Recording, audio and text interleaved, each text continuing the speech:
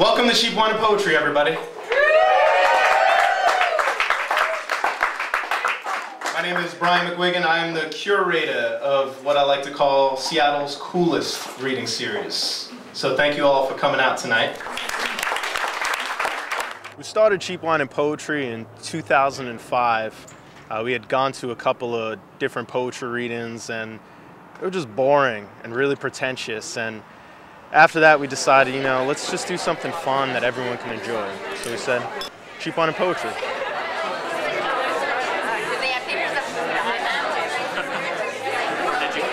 The audience at Cheap Wine and Poetry is probably, I always say it's the best audience in Seattle because they really get involved and you're supposed to be able to be vocal and speak up. And a lot of reading events in Seattle has pretty quiet crowds and polite crowds, so we try to keep it rowdy as much as possible.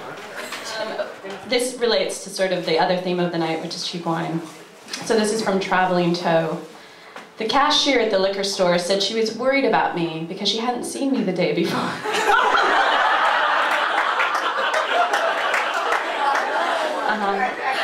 Alright, our first reader has fabulous shoes on tonight. Nicole Hardy lives in Seattle where she works as a waitress and a teacher. Her poems have appeared in many journals and have been rejected from many more. And that is kind of what inspired my book of poems. They're all in the form of Shakespearean sonnets. Yeah, which was a challenge, but it was fun. So the first is Mudflap Girl on Natural Resources. Drawn mesmerically inside, like the dark mystery of smoke through a black lacquered cigarette holder. Your words move within me, take whatever length is necessary to draw pleasure from the sounds that lay me bare. Everything that might prepare a woman to undress at gunpoint for one of the men she loves.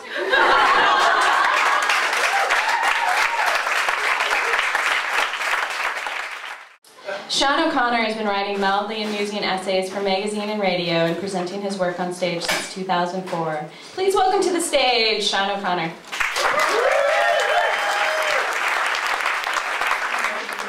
Each angular hanger with its twisted skinny neck, a hook where my head would be, wears a paper t-shirt telling me, the customer, that I am hearted.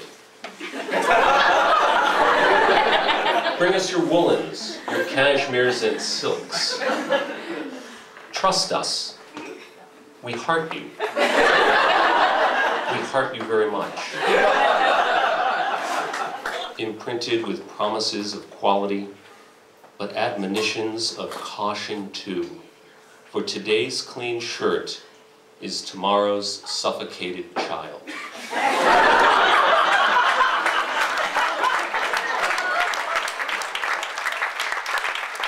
A lot of people think it's just poetry, so if you are intimidated by poetry, don't be, because it's not always just poetry. We have a lot of different readings.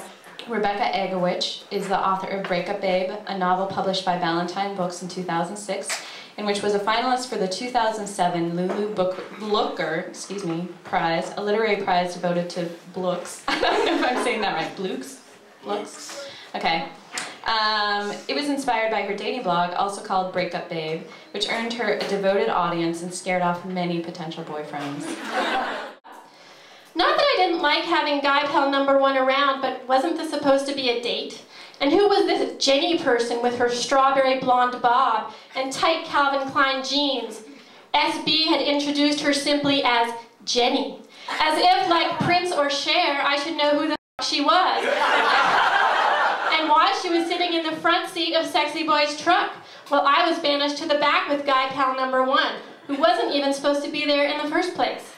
My bold proclamation will break Josh's heart so completely that he'll never be able to love again. Instead, he'll spend the rest of his days as a Unabomber-style hermit.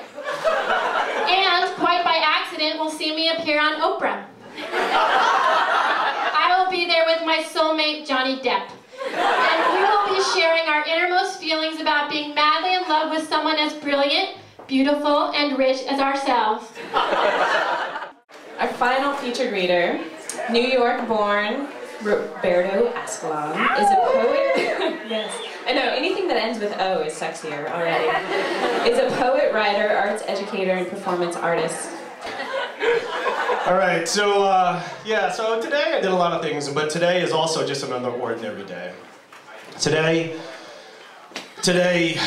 is just another ordinary day.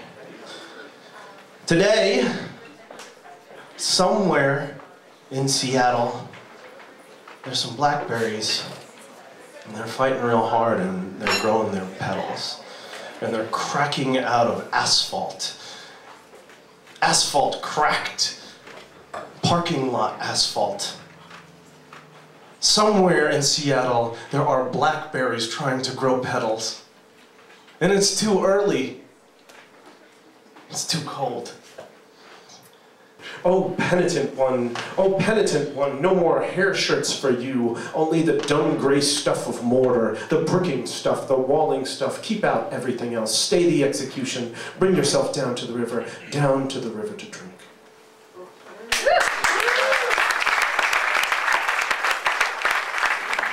I think our audience is everybody that's ever liked or disliked poetry.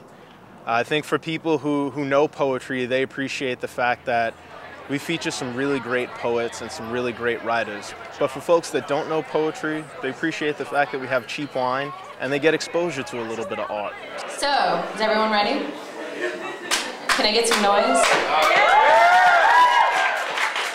All right. Our first reader is Jim Knisley. God damn you, she says. That happens. Too recent a story, I say.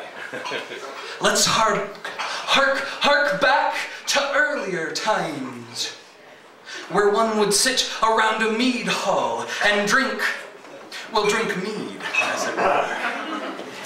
I guess it's a blessing that I can't see you at this point. You in the back? Shut up! You guys have definitely been drinking. This is pretty awesome. All right.